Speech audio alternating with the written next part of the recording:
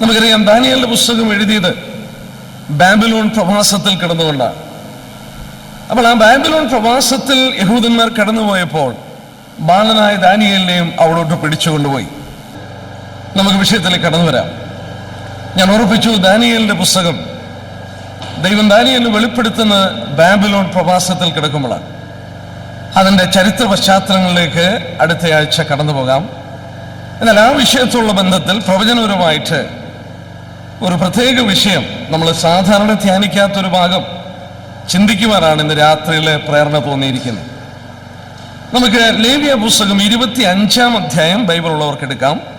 Leviticus chapter 25. നമ്മൾ പ്രവചന വിഷയത്തോടുള്ള ബന്ധത്തിൽ സാധാരണ ചിന്തിക്കാത്ത ഒരു വേദഭാഗമാണ്. എന്നാൽ ഇന്ന് സന്ധ്യയിൽ അല്പസമയം ആ വേദഭാഗം പ്രവചന വിഷയപരമായിട്ട് എടുക്കാമെന്ന് ആഗ്രഹിക്കുകയാണ്. നമ്മൾ ഈ 25-ാം അധ്യായം കടന്നു വരുമ്പോൾ നമുക്കറിയാം, ലേവ്യ പുസ്തകത്തിന്റെ അവസാനത്തെ ചാപ്റ്റേഴ്സിലേക്ക് വരികയാണ്. ദൈവം അവർക്ക് കൊടുത്ത പ്രമാണങ്ങളോടുള്ള ബന്ധത്തിൽ ഈ 25-ാം അധ്യായം നമ്മൾ പഠിക്കുമ്പോൾ അവിടെ മുഴുവൻ എടുത്തു പറയുന്നത് ശബത്തിനെ കുറിച്ചാണ്. എല്ലാ ആഴ്ചയിലുമുള്ള ശബത്ത്, ഒരു മാസത്തിൽ വരുന്ന ശബത്ത്, ഒരു വർഷത്തിൽ വരുന്ന ഇയർലി ശബത്ത്, അത് കഴിഞ്ഞിട്ട് 49 വർഷം കഴിഞ്ഞ് 50-ാം വർഷത്തിൽ വരുന്ന ശബത്ത്. ഇങ്ങനെ ശബത്തിനോടുള്ള ബന്ധത്തിൽ ദൈവം കൊടുക്കുന്ന ചില പ്രമാണങ്ങളാണ് ലേവ്യർ 25-ൽ നമ്മൾ വായിക്കുന്നത്. നമുക്കറിയാം, തിരുവചനം പരിശോധിക്കുമ്പോൾ ശബത്തിനോടുള്ള ബന്ധത്തിൽ ദൈവം വളരെ കർക്കശമായിട്ട് പ്രമാണം കൊടുത്തിരുന്നു. ഉദാഹരണമായിട്ട് 10 കൽപ്പന എടുത്താൽ 10 കൽപ്പനയിൽ ഒരു കൽപ്പന ശബത്തിനെ ആചരിക്കണമെന്നുള്ളതാണ്. വളരെ നിർബന്ധമായി ദൈവം 10 കൽപ്പനയിലും, അതുപോലെ തന്നെ ഒരു യഹൂദന്റെ ചരിത്രം അല്ലെങ്കിൽ ജീവിതം പരിശോധിച്ചാൽ എപ്പോഴും അവൻ റിമൈൻഡഡ് ആയിത്തീരുന്നത് ശബത്ത് എന്നുള്ള വിഷയമാണ്. എന്താണ്? 6 ദിവസം കഴിയും, 6 ദിവസം കഴിയുമ്പോൾ 7-ാം ദിവസം അവനൊരു ശബത്ത് വരുന്നുണ്ട്. അതിൻ്റെ ശേഷം 7-ാം മാസം കൂടാരപ്പെരുന്നാൾ ആചരിക്കുന്നത് ഒരു ശബത്തിന്റെ അനുഭവമാണ്. അത് കഴിഞ്ഞിട്ട് എല്ലാ 6 വർഷം കഴിയുമ്പോൾ 7-ാം വർഷം ശബത്ത് വർഷമാണ്. അത് കഴിഞ്ഞിട്ട് 6 ശബത്ത് വർഷം കഴിഞ്ഞ് 49 വർഷം തികഞ്ഞ് 50-ാം വർഷം വരുമ്പോൾ ജൂബിലി ഇയർ എന്ന് പറയുന്നത് വീണ്ടും അതൊരു വലിയ ശബത്തിന്റെ ദിവസമാണ്. നോക്കുക, എല്ലാ ആഴ്ചയിലും ശബത്ത്, 7-ാം മാസത്തിൽ ശബത്ത്, 7-ാം വർഷത്തിൽ ശബത്ത്, അങ്ങനെയുള്ള 7 ശബത്തിന്റെ വർഷങ്ങൾ കൂടുമ്പോൾ 50-ാമത്തെ വർഷം ജൂബിലി എന്ന് പറയുന്ന ശബത്ത്. ഇവിടെ നമ്മൾ ചിന്തിക്കേണ്ട ഒരു വിഷയം, എന്തിനാണ് ദൈവം 10 കൽപ്പനയിൽ ഈ ശബത്ത് ജീവിതത്തിൽ ആചരിക്കണമെന്ന് പറഞ്ഞുകൊണ്ട് വീണ്ടും ഇവരുടെ ജീവിതത്തിന്റെ ഉടനീളം ശബത്ത് എന്നുള്ള വിഷയം ആവർത്തിക്കപ്പെട്ടുകൊണ്ടിരിക്കുന്നതായിട്ട് നമ്മൾ കാണുന്നു. ദൈവം ഈ ശബത്തിനോടുള്ള ബന്ധത്തിൽ പല പ്രമാണങ്ങൾ 25-ാം അധ്യായത്തിൽ പറഞ്ഞിട്ടുണ്ട്. നമ്മൾ ഈ പ്രമാണങ്ങൾ പഠിക്കുമ്പോൾ ഒരു കാര്യം നമുക്ക് മനസ്സിലാക്കാൻ സാധിക്കുന്നു. ദൈവത്തിന്റെ മനസ്സിൽ നിന്ന് he wanted to communicate something to us. നമ്മളോട് എന്തോ ഒന്ന് പറയുവാനായിട്ട് ആഗ്രഹിക്കുകയാണ്. എന്താണ് ദൈവം ഇവിടെ പറയുവാൻ ആഗ്രഹിക്കുന്നത്? നമ്മൾ പ്രാരംഭമായി ചിന്തിച്ചാൽ നമുക്കറിയാം, മനുഷ്യനെ സൃഷ്ടിച്ച് ഏദനിലാക്കിയപ്പോൾ എല്ലാം സ്വസ്ഥമായ ഒരു അന്തരീക്ഷമാണ്. സകലവും നമ്മളിന്ന് ചിന്തിക്കുന്നതിലോ നനയ്ക്കുന്നതിലോ ഉപരിയായിട്ടുള്ള അനുഗ്രഹിക്കപ്പെട്ട ഒരവസ്ഥയായിരുന്നു മനുഷ്യനുണ്ടായിരുന്നത്, ദൈവത്തിനുണ്ടായിരുന്നത്. ഞാൻ എന്തുകൊണ്ട് ദൈവത്തിനെന്നുള്ളത് ഞാൻ പറയാം. നോക്കുക, ശബത്തിന്റെ അനുഭവമായിരുന്നു മനുഷ്യനും ദൈവത്തിനും. എന്നാൽ മനുഷ്യന്റെ കരത്തിലോട്ട് ഈ ഭൂമിയെ ഏൽപ്പിച്ചു. മനുഷ്യൻ പാപം ചെയ്തു. ഈ ഭൂമിയുടെ അധികാരം സാത്താൻ പിടിച്ചെടുത്തു. നമ്മൾ നോക്കിയേ, മനുഷ്യന് ഭയമുണ്ടാകുന്നു, ലജ്ജയുണ്ടാകുന്നു, മരണമുണ്ടാകുന്നു, വേദനയുണ്ടാകുന്നു, ഭൂമിയോടുള്ള ബന്ധത്തിൽ മുള്ളും പറക്കാരയും മുളയ്ക്കുന്നു, ഭൂമിയുടെ നിലത്തിന്റെ വീര്യം കുറയുന്നു, കാലാവസ്ഥയ്ക്ക് വ്യത്യാസം വരുന്നു, പ്രകൃതിക്ഷോഭങ്ങൾ ഉണ്ടാകുന്നു എന്ന് വേണ്ട. നോക്കുക, ദൈവം ഉണ്ടാക്കിയ മനോഹരമായ ഭൂമിയും മനുഷ്യനും വളരെ കഷ്ടങ്ങളും ദോഷങ്ങളും അനുഭവിപ്പാൻ ഇടയായിത്തീരുന്നു. ഒരു വിധത്തിൽ പറഞ്ഞാൽ അവനെ അനുഗ്രഹിച്ച ശബത്തിന്റെ ബ്ലെസ്സിങ് അവന് നഷ്ടപ്പെട്ടിട്ട് വലിയ കഷ്ടതയിലേക്ക് അവൻ പ്രവേശിക്കുകയാണ്. ദൈവത്തിന്റെ കാര്യം എടുത്തോട്ടെ, ദൈവത്തിന് വേണമെങ്കിൽ ഒരു കാര്യം ചെയ്യാം. മനുഷ്യനോട് ഞാൻ ചെയ്യരുതെന്ന് പറഞ്ഞ കാര്യം അവൻ ചെയ്തു. അവൻ കഷ്ടം അനുഭവിക്കട്ടെ, അവൻ അതിന്റെ തിക്തഫലം അവൻ അനുഭവിക്കട്ടെ എന്ന് പറഞ്ഞുകൊണ്ട് മനുഷ്യന് വേണമെങ്കിൽ ദൈവത്തിന് കൈവിടാമായിരുന്നു. ദൈവം അത് ചെയ്തില്ലേ? ദൈവം എന്താ ചെയ്തതെന്നറിയാമോ? ഒരു വിധത്തിൽ ചിന്തിച്ചാൽ ദൈവത്തിന്റെ ശബത്തിനും ഭംഗം വന്നു. ഞാനിങ്ങനെ പറയാറുണ്ട്, എൻ്റെ ഒരു മോളെയും കൊണ്ട് ഞാൻ റോഡ് സൈഡിൽ ഇരിക്കുകയാണ്. അവിടെ ഒരു പുൽമേടിൽ ഇരിക്കുകയാണ്. വലിയ ട്രക്കുകൾ ഫാസ്റ്റായിട്ട് ആ റോഡിൽ ഓടിപ്പോകുന്നുണ്ട്. മോളോട് പറഞ്ഞു, മോളെ നീ ഓടിപ്പോയി ആ റോഡിലൊന്നും ഇറങ്ങരുതെന്ന് പറഞ്ഞു. ഇല്ല ഡാഡി എന്ന് പറഞ്ഞുകൊണ്ട് എൻ്റെ കൂടെ ഇരിക്കുകയാണ്. എന്നാൽ ഞാൻ അവിടെ അല്പം വിശ്രമിച്ചുകൊണ്ടിരുന്നപ്പോൾ വലിയൊരു ട്രക്ക് പാഞ്ഞു വന്നപ്പോൾ എൻ്റെ മോൾ ഓടിപ്പോയി ആ വണ്ടിയുടെ മുന്നിലോട്ട് പോകാൻ തുടങ്ങുകയാണ്. ഒരപ്പൻ എന്നുള്ള നിലയിൽ ഞാൻ എന്ത് ചെയ്യും? അവള് അനുസരിക്കാതെ പോയതല്ലേ, അവൾ ആ ട്രക്കിന്റെ കീഴിൽ പോകട്ടെ എന്ന് ഞാൻ ചിന്തിക്കുമോ? ഇല്ലേ. ഒരപ്പൻ എന്നുള്ള നിലയിൽ ഞാൻ എന്ത് ചെയ്യും? എൻ്റെ സകല ശക്തിയും ഉപയോഗിച്ച് ഞാൻ ഓടിപ്പോയി അവളെ ആ ട്രക്കിന്റെ കീഴിൽ നിന്ന് വലിച്ച് രക്ഷിപ്പാനായിട്ട് ശ്രമിക്കും. ഒരു ലോകത്തിലുള്ള ഒരു പിതാവ് അങ്ങനെ മക്കളോട് ചെയ്യുന്നെങ്കിൽ സ്വർഗത്തിലെ ദൈവം എങ്ങനെയാണ് ചെയ്യുന്നത്? നമ്മളൊന്ന് ചിന്തിച്ചു നോക്കിയേ. വാസ്തവത്തിൽ മനുഷ്യനെ ആ വിധത്തിൽ രക്ഷിപ്പാൻ ആഗ്രഹിച്ചപ്പോൾ ദൈവത്തിന്റെ ശബത്തിന് ഭംഗം വരികയാണ്. ദൈവത്തിന്റെ സ്വസ്ഥതയ്ക്ക് ഭംഗം വരികയാണ്. വാസ്തവത്തിൽ ദൈവത്തിന്റെ ശബത്തിന് കഷ്ടമുണ്ടാകുകയാണ്. ദൈവത്തിന് വേണമെങ്കിൽ ശബത്ത് പിടിക്കാമായിരുന്നു, എന്നാൽ ദൈവത്തിന്റെ ശബത്തിന് ഭംഗം വരികയാണ്. എങ്ങനെ ഭംഗം വന്നു? ദൈവം എന്ത് ചെയ്യുകയാണ്? പ്രവർത്തന നിരതനാകുകയാണ്. മനുഷ്യനെ വീണ്ടെടുക്കുന്നു, ഈ ലോകത്തെ വീണ്ടെടുക്കുന്നു. അതിന്റെ കാര്യങ്ങൾ ദൈവം ഒരുക്കിയിട്ട് അവസാനമായി സകലവും വീണ്ടെടുത്ത ശേഷം 1 കൊരിന്ത്യർ 15 വായിക്കുന്ന പോലെ ഈ രാജ്യം പിതാവായ ദൈവത്തിന്റെ കരത്തിലോട്ട് പുത്രൻ കൊടുക്കുകയാണ്. ദൈവം വീണ്ടും മനുഷ്യനോടുകൂടെ വന്ന് വസിക്കാൻ പോവുകയാണ് എന്ന് പറഞ്ഞാൽ അതിന്റെ അർത്ഥം എന്തുവാ? നഷ്ടപ്പെട്ടു പോയ ശബത്ത് മനുഷ്യനും ഭൂമിക്കും ദൈവത്തിനും നഷ്ടപ്പെട്ടു പോയ ശബത്ത് വീണ്ടും എല്ലാം റീസ്റ്റോർ ചെയ്യാൻ പോവുകയാണ്, എല്ലാം പുനഃസ്ഥാപിക്കാൻ പോവുകയാണ്. എന്നാൽ നമ്മുടെ വിഷയം പ്രധാനമായി ഞാൻ ഓർപ്പിക്കട്ടെ, ഈ ശബത്തിനോടുള്ള ബന്ധത്തിൽ വചനത്തിൽ പഠിപ്പിച്ചിരിക്കുന്ന വിഷയങ്ങൾ നമുക്കെല്ലാം എടുക്കാൻ സമയമില്ല. നമ്മുടെ മുന്നിൽ അരമണിക്കൂറേ ഉള്ളൂ. എന്നാൽ ഈ അരമണിക്കൂർ വേണ്ടി ഞാൻ പറയട്ടെ, ഈ ശബത്ത് വീണ്ടും മനുഷ്യനും ഭൂമിക്കും എല്ലാം യഥാസ്ഥാനപ്പെടുത്തി കൊടുക്കുന്നത് കർത്താവായ യേശു ക്രിസ്തുവാണ്. ഇതോടുള്ള ബന്ധത്തിലുള്ള പഠിപ്പീരും ഇതോടുള്ള ബന്ധത്തിലുള്ള അനുഗ്രഹിക്കപ്പെട്ട ടീച്ചിങ്ങുമാണ് ഈ ലേവ്യ പുസ്തകം നമ്മൾ 25-ാം അധ്യായത്തിൽ ശബത്തിനോടുള്ള ബന്ധത്തിൽ ദൈവം തന്നിരിക്കുന്നത്. പ്രാരംഭമായി എന്താണെന്നുള്ളത് ഞാൻ പറയുകയുണ്ടായി.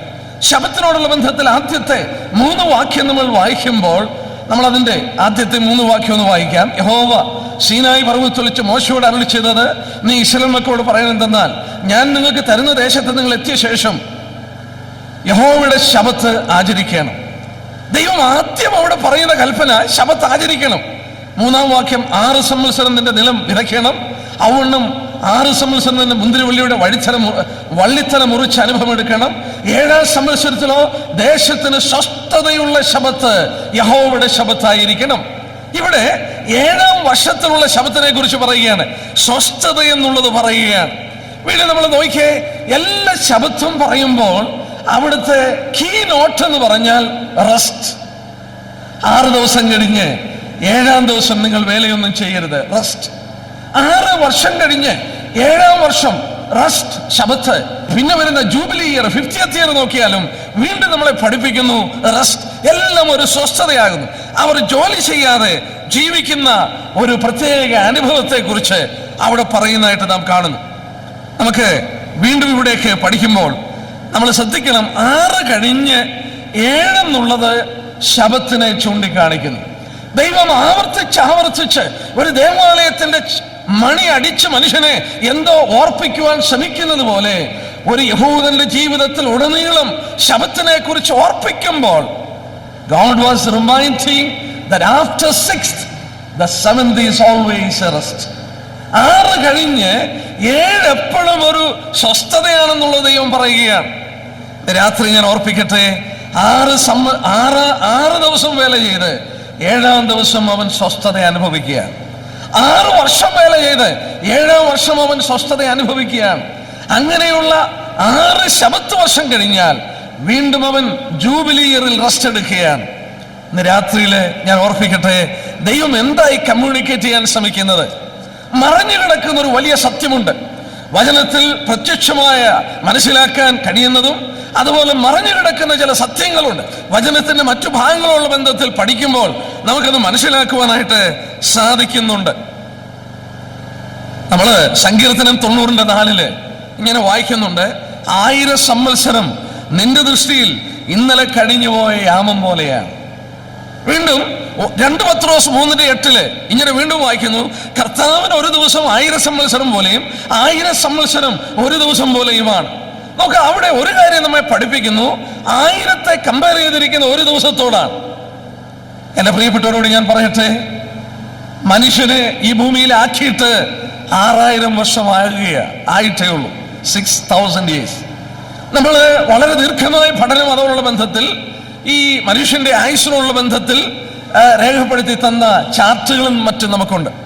പ്രത്യേകിച്ച് കമ്പാനിയൻ ബൈബിൾ എന്ന് പറയുന്ന വേദപുസ്തകത്തിൽ ആ തലമുറകൾ ജീവിച്ച വർഷങ്ങൾ മുഴുവൻ കണക്കുകൂട്ടി ആദം മുതൽ ക്രിസ്തു വരെ ഏകദേശം 4000 വർഷമാണ്.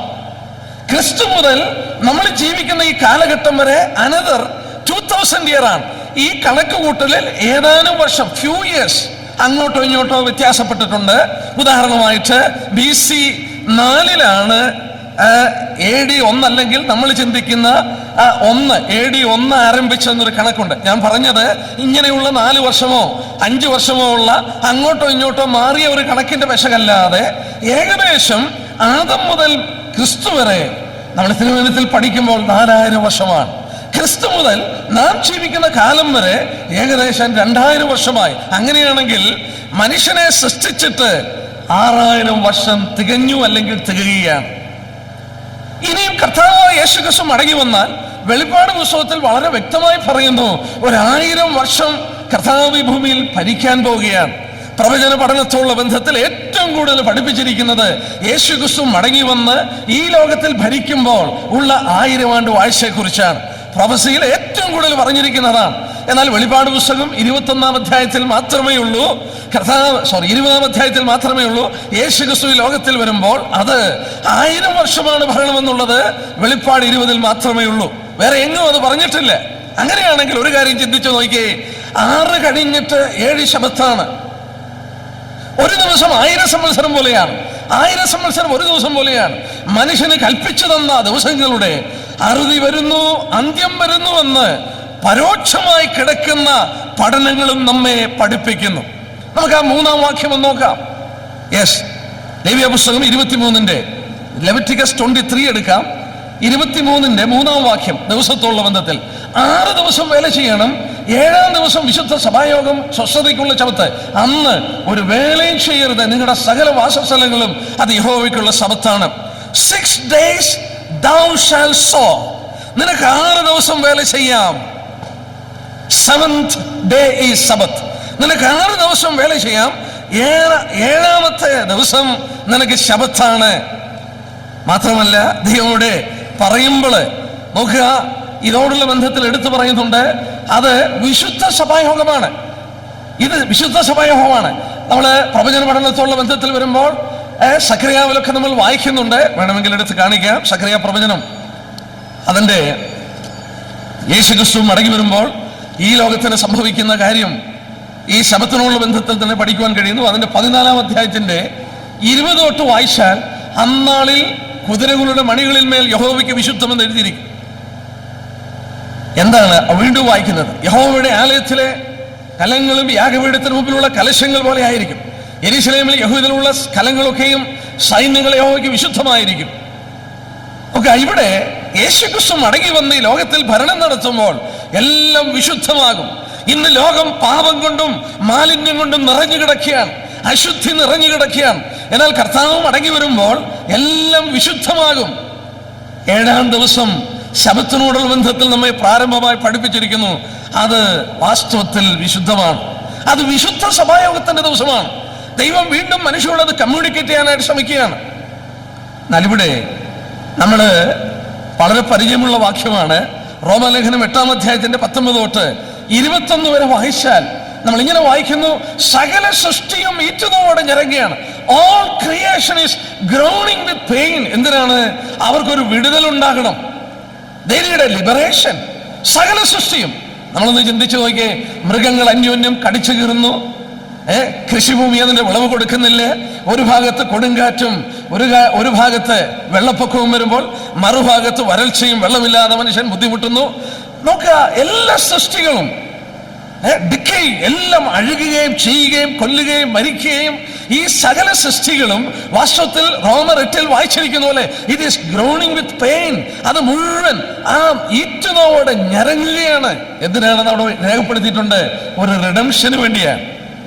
നമ്മൾ ഈ ശബത്തിനെ കുറിച്ച് പഠിക്കുമ്പോൾ യേശുക്രിസ്തു മടങ്ങി വരുമ്പോൾ സകലവും വിശുദ്ധമാകുമെന്ന് മാത്രമല്ല, മൃഗജാലങ്ങൾക്ക് പോലും വിടുതൽ ലഭിക്കുന്ന ചരിത്രം നമ്മൾ കാണുന്നു. ഞാൻ 1-2 വേദഭാഗം വായിച്ചു കേൾപ്പിക്കാം. നമ്മുടെ ഹൃദയം വാസ്തവത്തിൽ സന്തോഷിക്കുന്ന വേദഭാഗമാണ്. നമുക്ക് യെശയ്യാ പ്രവചനം എടുക്കാം. യെശയ്യാ പ്രവാചകനാണ് ഏറ്റവും കൂടുതൽ ഈ 1000 ആണ്ട് വാഴ്ചയെക്കുറിച്ച് പഠിപ്പിച്ചിരിക്കുന്നത് കാണാൻ സാധിക്കുന്നു. യെശയ്യാ പ്രവചനം 11-ാം അധ്യായം എടുക്കാം. യെശയ്യാ ചാപ്റ്റർ 11, 11-ാം അധ്യായത്തിന്റെ അതിന്റെ 6 തൊട്ടുള്ള വാക്യമാക്കി 6 തൊട്ട് 9 വരെ. ചെന്നായി കുഞ്ഞാടിനോടുകൂടെ പാർക്കും, പുള്ളിപ്പുലി കോലാട്ടുകുട്ടിയോടുകൂടെ കിടക്കും, പശുക്കിടാവും ബാലസവും തടിപ്പിച്ച മൃഗവും ഒരുമിച്ച് പാർക്കും, ഒരു ചെറിയ കുട്ടി അവയെ നടത്തും, പശു കരടിയോടുകൂടെ മേയും, അവയുടെ കുട്ടികൾ ഒരുമിച്ച് കിടക്കും, സിംഹം കാള എന്ന പോലെ വൈക്കോൽ തിന്നും, മുല കുടിക്കുന്ന ശിശു സർപ്പത്തിന്റെ പൊത്തിങ്കൽ കളിക്കും, മുലകുടി മാറിയ പൈതൽ അണലിയുടെ പൊത്തിൽ കൈയിടും, സമുദ്രം വെള്ളം കൊണ്ട് നിറഞ്ഞിരിക്കുന്ന പോലെ ഭൂമി യഹോവയുടെ പരിജ്ഞാനം കൊണ്ട് പൂർണ്ണമായിരിക്കാൻ എന്റെ വിശുദ്ധ പർവ്വതത്തിൽ എങ്ങും ഒരു ദോഷമോ നാശമോ ആരും ചെയ്യുകയില്ലേ. ഒന്ന് ചിന്തിച്ചു നോക്കിയേ, മനുഷ്യൻ ഒരിക്കലും ഇമാജിൻ ചെയ്യാനൊക്കില്ലേ. സിംഹം കാള പുല്ല് തിന്നുന്ന പോലെ പുല്ല് തിന്നുകയാണ്. ഒരു സിംഹവും പശുവിന്റെ കുട്ടിയും ഒരു രാടിന്റെ കുട്ടിയും ഒക്കെ ഒന്നിച്ചു മേയുകയാണ്. കരടിയും ഒരു ആട്ടിൻകുട്ടിയും ഒന്നിച്ച് മേയുകയാണ്. മൃഗങ്ങളൊക്കെ ഇന്ന് കാർണിവറസ് അല്ലെങ്കിൽ മാംസഭോജികളായി കടിച്ചു കീറി അന്യോന്യം കൊന്നൊടുക്കുന്നെങ്കിൽ വളരെ എടുത്ത തിരുവചനത്തിൽ പറഞ്ഞു ഈ കാർണിവറസ് ആയിട്ടുള്ള സിംഹവും മറ്റും പുല്ല് തിന്നുകയാണ്, പശുവിനെ പോലെ പുല്ല് തിന്നുകയാണ്. പിന്നെ നമുക്ക് നോക്കാം അതിന്റെ 7-ാം അധ്യായം നോക്കിയാട്ടെ. 7-ാം അധ്യായം യെശയ്യാ പ്രവചനം 7, 1-2 ഭാഗങ്ങൾ മാത്രം ആ ദിവസത്തിന്റെ അനുഗ്രഹത്തോടുള്ള ബന്ധത്തിൽ ഞാൻ ചൂണ്ടിക്കാണിക്കുകയാണ്. 7-ന്റെ 21-ഉം 22-ഉം വാക്യം. അന്നാളിൽ ഒരുത്തനൊരു പശുക്കിടാവിനെയും 2 ആടിനെയും വളർത്തും. അവയെ കറന്നു കിട്ടുന്ന പാലിന്റെ പെരുപ്പം കൊണ്ട് അവൻ തൈര് തന്നെ കൊറ്റ കഴിക്കും. ദേശത്ത് ശേഷിച്ചിരിക്കുന്ന എല്ലാവരുടെയും ആഹാരം തൈരും തേനുമായിരിക്കും. ഒരു പശുവിനെ വളർത്തി നോക്കുക, അതിന്റെ പാലിന്റെ പെരുപ്പം കൊണ്ട് തൈര് തന്നെ കൊറ്റ കഴിച്ച് ദേശത്ത് ശേഷിച്ചിരിക്കുന്നവർ തൈരും തേനും കഴിക്കും. എന്ന് പറഞ്ഞാൽ ഇന്ന് നമ്മൾ എന്തെല്ലാം രാസ വസ്തുക്കൾ ഉപയോഗിച്ചുകൊണ്ട് കൃഷിഭൂമിയും മൃഗജാലങ്ങൾക്കും അതിൻ്റെ ഫലങ്ങൾ കിട്ടുവാൻ വേണ്ടി കൂടുതൽ ശ്രമിക്കും തോറും ഭൂമി വഷളായിക്കൊണ്ടിരിക്കുകയാണ്. ലോകത്തിൽ രോഗങ്ങൾ വർദ്ധിക്കുന്നു, പ്രയാസങ്ങൾ ഉണ്ടാകുന്നു, ഭൂമി വിളവ് കൊടുക്കുന്നില്ല. എന്നാൽ അന്ന് എന്ത് സംഭവിക്കും? ഭൂമിയെ ശപിച്ചിരിക്കുന്ന ശാപം മാറി നോക്കുക, ഈ ഭൂമി അതിന്റെ വിളവ് തരികയും മൃഗജാലങ്ങൾ അതിന്റെ പശുക്കളൊക്കെ അതിന് തരേണ്ട പാലുകൾ തന്ന് ഭൂമി വലിയ അനുഗ്രഹത്തിലേക്ക് മാറാൻ പോവുകയാണ്. ഒരു വാക്യം കൂടെ, യെശയ്യാ 65-ന്റെ 25-ാം വാക്യം. ഐശയ്യാ 65:25. ഐശയ്യാ 65:25. കർത്താവ് ഈ ഭൂമിയിൽ വന്ന് രാജ്യമേറ്റെടുക്കുമ്പോൾ നോക്കുക, ഈ ലോകത്തിന് സംഭവിക്കുന്ന കാര്യങ്ങളുള്ള ബന്ധത്തിൽ പറഞ്ഞിരിക്കുന്ന വാക്യങ്ങളിൽ മറ്റൊരു വാക്യം ഐശയ്യാ 65:25. അവിടെ വീണ്ടും വായിക്കുന്നു, ചെന്നായും കുഞ്ഞാടും ഒരുമിച്ചുമേയും, സിംഹം കാളയെന്ന പോലെ വൈക്കോൽ തിന്നും, സർപ്പത്തിന് പൊടി ആഹാരമായിരിക്കും. എന്റെ വിശുദ്ധ പർവ്വതത്തിൽ എങ്ങും ഒരു ദോഷമോ നാശമോ ആരും ചെയ്യലെന്ന് യഹോവയുടെ അരുളപ്പാട്. ഞാനിവിടെ നിർത്തട്ടെ. മൃഗജാലങ്ങളിൽ, സസ്യജാലങ്ങളിൽ, മനുഷ്യജീവിതങ്ങളിൽ എന്ന് വേണ്ട ശാപഗ്രസ്തമായ ഭൂമിക്ക് മുഴുവൻ വ്യത്യാസം വരും. എല്ലാത്തിനും വ്യത്യാസം വരും. കർത്താവ് മടങ്ങി വരുമ്പോൾ അത് സംഭവിക്കുകയാണ്. നോക്കുക, യഹൂദനോടുള്ള ബന്ധത്തിൽ നോക്കുക, ഇതിന്റെ ഓർമ്മ കൂടെയാണ്, അല്ലെങ്കിൽ ഈ ശബത്തിനെ കുറിച്ച് റിമൈൻഡ് ചെയ്യുകയാണ്. അവർക്ക് അങ്ങനെ ഒരു അനുഭവം വരാൻ പോകുന്നു.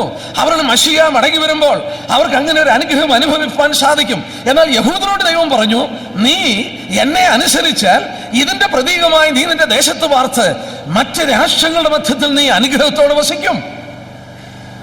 അവർക്ക് ഈ അനുഗ്രഹങ്ങൾ ഇന്നും അനുഭവിപ്പാൻ കഴിയുമായിരുന്നു. ലോകരാഷ്ട്രങ്ങളുടെ മധ്യത്തിൽ അവർക്ക് ഈ അനുഗ്രഹങ്ങൾ അനുഭവിച്ചുകൊണ്ട് യഹോവയായ ദൈവത്തെക്കുറിച്ച് ലോകത്തിന് പഠിപ്പിക്കുവാനായിട്ട് കഴിയുമായിരുന്നു. ദൈവം അതിനാണ് അവരെ തിരഞ്ഞെടുത്തത്. എന്നാൽ എന്ത് സംഭവിച്ചു എന്നറിയാമോ? അവരുടെ മനസ്സിൽ അവിശ്വാസം കടന്നു വരികയാണ്. അവിശ്വാസം കടന്നു വന്നു. അവിശ്വാസം കടന്നു വന്നു എന്താണ്?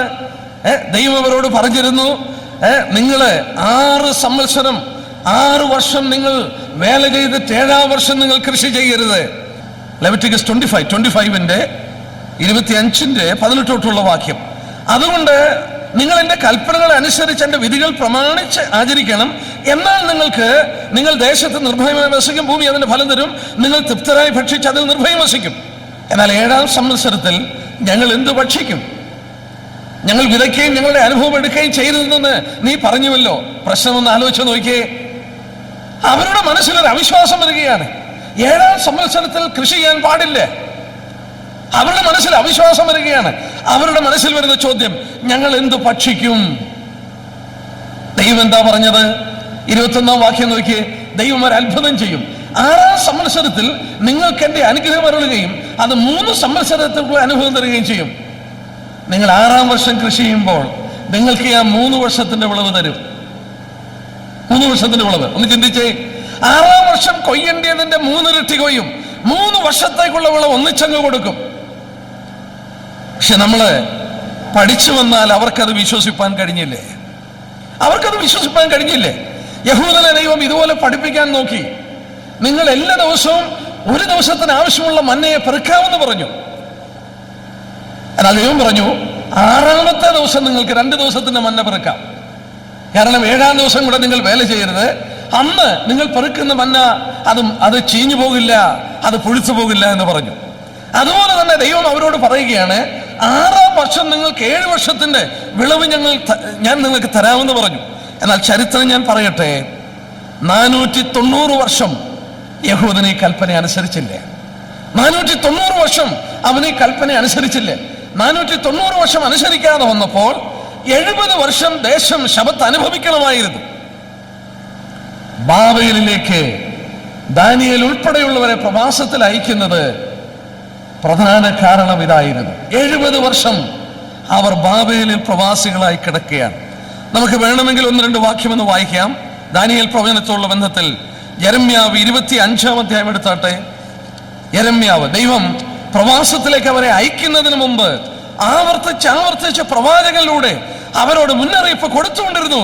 നിങ്ങൾ എൻ്റെ വചനം അനുസരിക്കണം, ഇല്ലെങ്കിൽ നിങ്ങൾ പ്രവാസികളാകാൻ പോവുകയാണ്.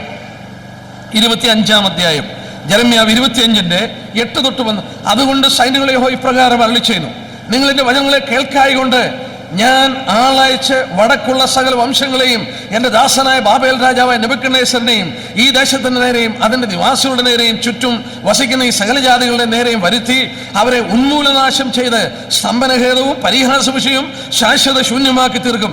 ഞാൻ ആനന്ദഘോഷവും സന്തോഷധ്വനിയും മണവാളന്റെ സ്വരവും മണവാട്ടി സ്വരവും തിരികല്ലിന്റെ ഒച്ചയും വിളക്കിന്റെ വെളിച്ചവും അവരുടെ നിന്ന് നീക്കിക്കളയും. ഈ ദേശമൊക്കെയും ശൂന്യവും സ്തംഭനഹേതുവാകും. ഈ ജാതികൾ ബാബേൽ രാജാവിനെ 70 സംവത്സരം സേവിക്കുമെന്ന് യഹോവയുടെ അരുളപ്പാട്.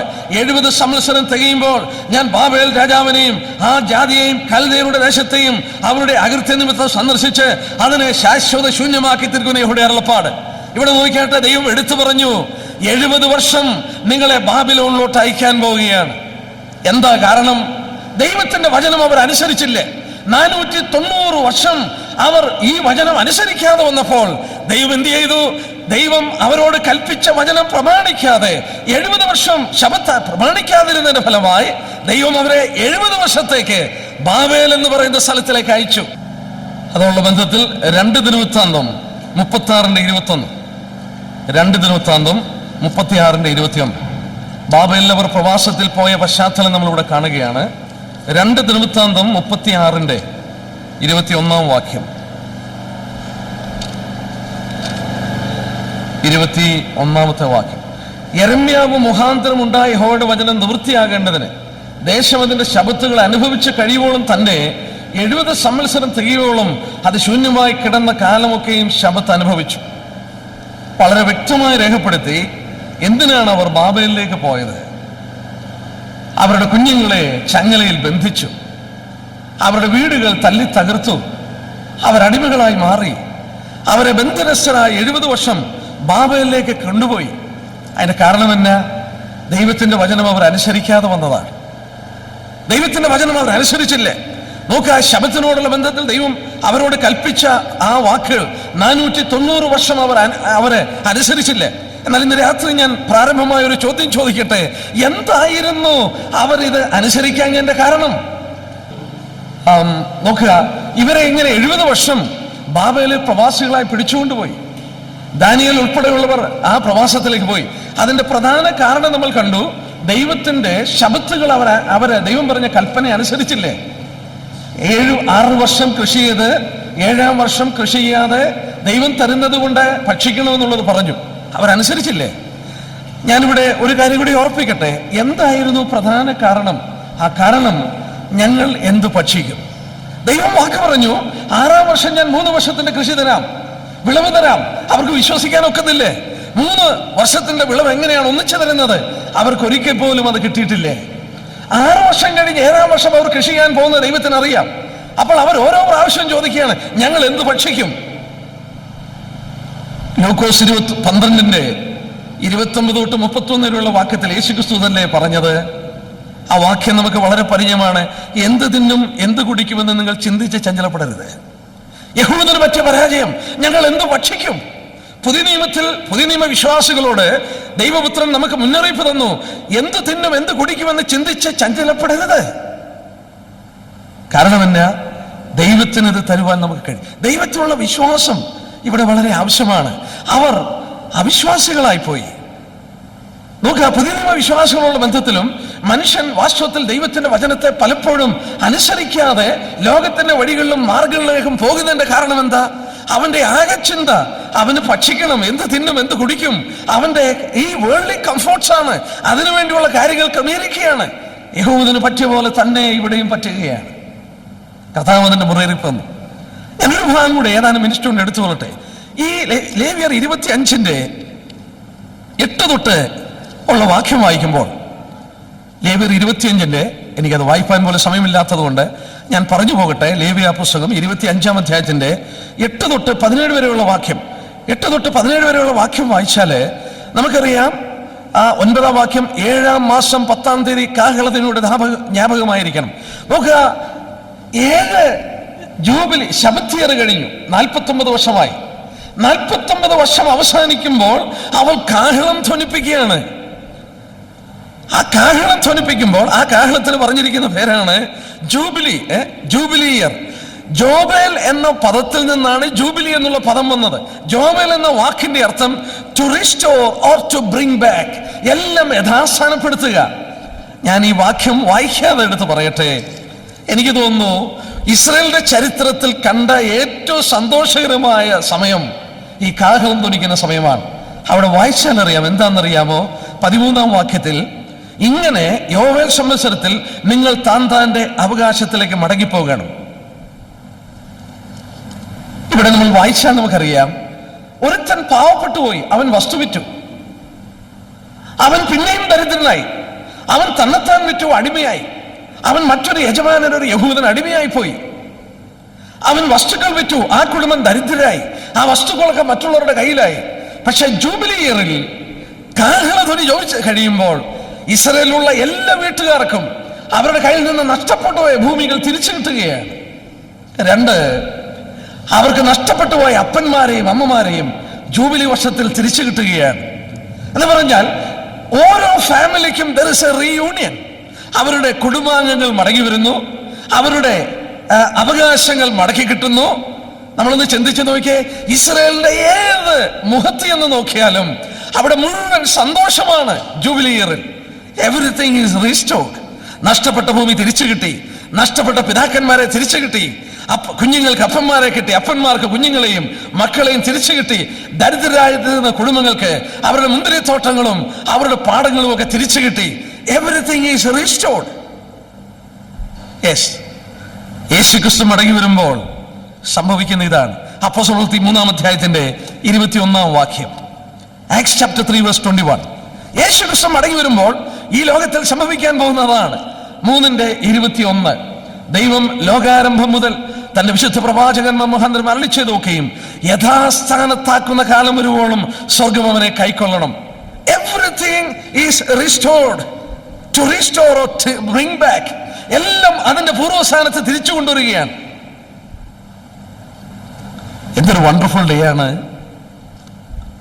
ആ ശബത്തിനെ കുറിച്ച് ദൈവം പഠിപ്പിച്ചു കൊടുത്തു. യേശുക്രിസ്തു മടങ്ങി വരുമ്പോൾ മനുഷ്യൻ അവന്റെ അവകാശത്തിലേക്ക് മടങ്ങിപ്പോവുകയാണ്. ഞാനതിനെക്കുറിച്ച് ഒരു ചെറിയ പഠനം നടത്തിയപ്പോൾ മനസ്സിലായി. Peace, joy, rest and restoration. 4 കാര്യങ്ങൾ ജൂബിലിയിൽ നടക്കും.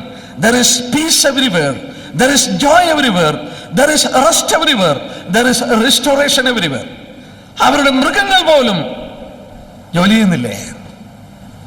അവരുടെ പാടത്തും അവരുടെ മുന്തിരിയിലും ഒക്കെ കിളിർക്കുന്നത് അവർ ഭക്ഷിച്ച് അവർ ആസ്വദിക്കുകയാണ്. ഒരു കാര്യം കൂടെ ഞാൻ അവിടെ ഓർപ്പിച്ച് ഞാൻ ആ പഠനം അവിടെ അവസാനിപ്പിക്കാം എന്ന് ആഗ്രഹിക്കുകയാണ്. എന്നാൽ അവിടെ ആ 25-ാം അധ്യായത്തിന്റെ 15 തൊട്ടുള്ള വാക്യം വായിച്ചാൽ, യോവേൽ സംവത്സരത്തിന്റെ പിമ്പുള്ള സംവത്സരങ്ങളെ സംഖ്യക്കൊത്തോണം നിന്റെ കൂട്ടുകാരനോട് വാങ്ങണം.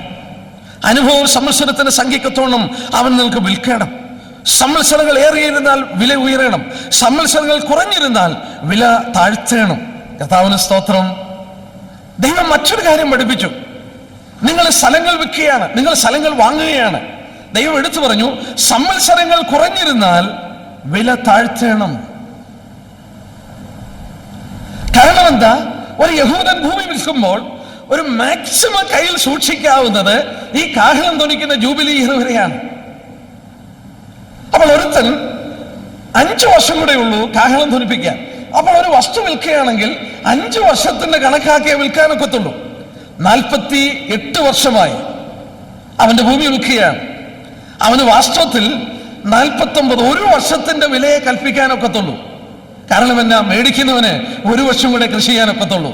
ദൈവം പറഞ്ഞു കൊടുത്തു, സംവത്സരങ്ങൾ കുറഞ്ഞിരുന്നാൽ നിന്റെ ഭൂമിയുടെ വിലയിൽ നീ താഴ്ത്തണം. ഇവിടെ കർത്താവ് നമ്മെ ഒരു പാഠം പഠിപ്പിക്കുന്നു. സകലവും യഥാസ്ഥാനപ്പെടുത്തുവാനുള്ള സമയം സംജാതമാകുന്നു എന്ന് മനസ്സിലാക്കുമ്പോൾ ഈ ലോകത്തിന്റെ സകല കാര്യത്തിനും നാം വില കുറച്ചു കൊള്ളണം. യഹൂദന് പറ്റിയ പരാജയം എന്തു ഭക്ഷിക്കും എന്ന് ചിന്തിച്ചുകൊണ്ട് അവന്റെ അനുഗ്രഹങ്ങൾ നഷ്ടമാക്കി. യേശുക്രിസ്തു നമ്മോട് പറഞ്ഞു, നിങ്ങൾ അതിനെക്കുറിച്ച് വിചാരപ്പെടണ്ട. മുമ്പേ അവന്റെ രാജ്യനീതി അന്വേഷിക്കുക, നിങ്ങൾക്ക് അതോടുകൂടെ സകലവും തരാം. എന്ത് തിന്നും എന്ത് കുടിക്കുമെന്ന് വിചാരപ്പെടരുത്. നമ്മൾ അതിൽ ആകുലചിത്തയിലാകുമ്പോൾ ലോകമനുഷ്യനും നമ്മളുമായിട്ട് വ്യത്യാസമില്ലേ? വീണ്ടും ഇവിടെ ജൂബിലിയോട് ബന്ധപ്പെട്ട് പഠിപ്പിച്ചു, സംവത്സരങ്ങൾ കുറഞ്ഞിരുന്നാൽ ആ സ്ഥലത്തിന്റെ വിലയിൽ നീ കുറച്ചോണം. ഇന്ന് സന്ധ്യയില് ഞാൻ എൻ്റെ വാക്കുകൾ അവസാനിപ്പിക്കുന്നതിന് മുമ്പ് എൻ്റെ പ്രിയപ്പെട്ടവരോട് ഞാൻ പറയട്ടെ, സകല സംഭവങ്ങളും പ്രവചന പഠനങ്ങളും ഒരുപോലൊരു സത്യം പഠിപ്പിക്കുന്നു. യേശുക്രിസ്തു മടങ്ങി വന്ന് സകലവും യഥാസ്ഥാനപ്പെടുത്തുവാൻ സമയമായി. ഇത് മനസ്സിലാകുമ്പോൾ ഈ ലോകത്തിന് കൊടുക്കുന്ന വില, ഈ കാണുന്ന സകലത്തിന്റെ വില, തിരുവചനത്തിൽ വായിക്കുന്ന പോലെ ഇതെല്ലാം താൽക്കാലികമാണ്. ജൂബിലി ഇയർ അടുക്കുന്നു, ഇതിന്റെ ദിവസങ്ങൾ കഴിയുന്നു. And we should really estimate the diminishing value of the things around us. നമ്മുടെ ചുറ്റുപാടുമുള്ള വില കുറയുന്നതിന്റെ വില, അതിനനുസരിച്ച് നാം വില ആക്കണം. നമ്മുടെ ഹൃദയം വാസ്തവത്തിൽ കർത്താവിനോട് പറ്റി നിൽക്കേണ്ട ഒരു കാലഘട്ടമാണ്. അവൻ വേഗം മടങ്ങി വരുന്ന ഒരു കാലഘട്ടത്തിൽ എത്തിയിരിക്കുകയാണ്. എന്തും ഏത് സന്ദർഭത്തിലും കർത്താവിന്റെ വരവ് സംഭവിക്കാം. എനിക്കൊരു ഭാഗം കൂടെ എടുക്കണമെന്നുണ്ടായിരുന്നു, ആ ഭാവമൊക്കെ ഞാൻ വിടുകയാണ്. ഒരിക്കൽ ഈജിപ്തിന്റെ ഭൂമി മുഴുവൻ യോസേഫ് ഒന്നൊന്നായി മേടിച്ചു. ആദ്യം മിസ്രൈമ്യരുടെ പണം മേടിച്ചു, പിന്നെ അവരുടെ കന്നുകാലികളെ മേടിച്ചു, പിന്നെ അവരുടെ വസ്തുക്കൾ മേടിച്ചു, എല്ലാം ഫറവോനുള്ളതാക്കി കൊടുത്തു. സ്തോത്രം. യേശുക്രിസ്തു നമ്മുടെ വീണ്ടെടുപ്പ് സാധിപ്പിച്ചു കഴിഞ്ഞു. നമ്മുടെ പ്രാണന്റെ വീണ്ടെടുപ്പ് സാധിപ്പിച്ചു. അവന്റെ മടങ്ങിവരവിൽ നമ്മുടെ ശരീരത്തിന് വീണ്ടെടുപ്പ് സാധിക്കും. നമ്മുടെ അടുത്ത ബന്ധുവായി വന്ന് മനുഷ്യന്റെ കയ്യിൽ തന്ന ഭൂമി അവകാശം നഷ്ടപ്പെട്ട് സാത്താന്റേതായി മാറി. അവന് ഇതിന്റെ അവകാശം തിരിച്ചു മേടിക്കും. അവസാനം സകലവും പിതാവായ ദൈവത്തിന് അവൻ ഏൽപ്പിച്ചു കൊടുക്കും. കൊരിന്ത്യലേഖനത്തിൽ വായിക്കുന്നു, രാജ്യം പിതാവായ ദൈവത്തെ ഏൽപ്പിച്ചു കൊടുക്കും. അന്ന് സകല വാഴ്ചയ്ക്കും അവസാനം വന്നിട്ട് പിതാവായ ദൈവം സകലത്തിൻ്റെയും അധിപനായി ഏദനിൽ ഇറങ്ങി വന്ന് മനുഷ്യനോടൊത്ത് സംസർഗം നടത്തിയ ദൈവത്തിന് വീണ്ടും ഇതാ ദൈവത്തിന്റെ കൂടാരം മനുഷ്യരോട് കൂടെ. കർത്താവിന് സ്തോത്രം. അതിൻ്റെ വലിയ നിഴലുകളാണ് ഈ ജൂബിലി ഈ ശബത്ത്, ഈ വീക്കിലി ശബത്തിലൊക്കെ നാം കാണുന്നത്. എന്നാൽ നമ്മളവിടെ ഓർത്ത കാര്യം, ഏറ്റവും പ്രധാനപ്പെട്ട കാര്യം, യഹൂദന് ബാബേൽ പ്രവാസത്തിൽ അവൻ പോയത് എന്ത് ഭക്ഷിക്കും എന്നുള്ള ചിന്തയായിരുന്നു. ദൈവത്തിന്റെ വചനത്തെക്കാട്ടിൽ പ്രാധാന്യത എന്ത് ഭക്ഷിക്കും. ഇന്ന് സന്ധ്യയിൽ വളരെ പ്രാധാന്യമായി ചിന്തിക്കുക. നമ്മളെ കരുതുന്ന ഒരു ദൈവമുണ്ട്, നമ്മുടെ ആവശ്യങ്ങൾ അറിയുന്ന ഒരു ദൈവമുണ്ട്. ഞാൻ നിങ്ങളെ ഒരു നാളും അനാഥരായി വിടില്ല. യെസ്, ജീവിതത്തിന്റെ അന്ത്യത്തിൽ തിരിഞ്ഞു നിന്ന് നോക്കുമ്പോൾ അവന്റെ കരത്തിന്റെ കരുതൽ കാണുവാൻ കഴിയും. നമ്മൾ വിചാരപ്പെട്ടാൽ, കർത്താവ് പറഞ്ഞു, നമുക്ക് ഒരു മുഴം നീളം കൂടെ കൂട്ടുവാൻ കഴിയില്ലേ. നമ്മുടെ തലയിലെ രോമങ്ങളെ വെളുപ്പിക്കുവാനോ കറുപ്പിക്കുവാനോ കഴിയില്ല. നമ്മൾ വിചാരപ്പെടേണ്ട ആവശ്യമില്ല. അവൻ നമുക്കായി കരുതുന്നുണ്ട്. അവനിൽ വിശ്വസിക്കുക, അവന്റെ വചനം അനുസരിക്കുക. അവരനുസരിക്കാതെ വന്നു. ദാനിയേൽ ഉൾപ്പെടെയുള്ളവർ ബാബേലിൽ 70 വർഷം പ്രവാസത്തിൽ കടന്നുപോയി.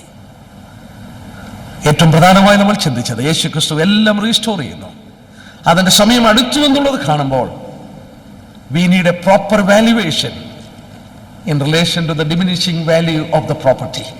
ഈ വസ്തുവിന്റെ വിലകളൊക്കെ ജൂബിലി ഇയറിൽ വില കുറയുന്നത് പോലെ എൻ്റെ നിങ്ങളുടെ കൺമുമ്പിൽ എല്ലാത്തിന്റെ വില കുറയുന്ന ഒരു കാലഘട്ടമായി മാറണം.